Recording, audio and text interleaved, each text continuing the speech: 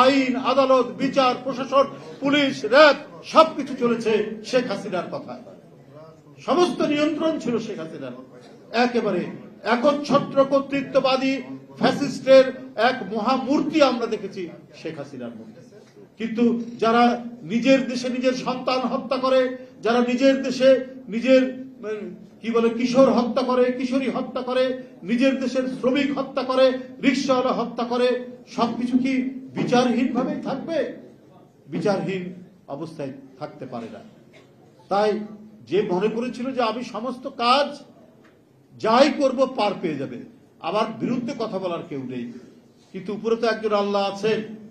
আপনি গোপনে সব পাপ করে যাবেন, একটার পর একটা অপকর্ম করে যাবেন, আর আপনার ভয়ে, আপনার প্রশাসনের ভয়ে, আপনার ডান্ডার ভয়ে মানুষ দীর্ঘদিন নিশ্চুপ হয়ে থাকবে, সেটা তো মনে করার কোনো কারণ নেই।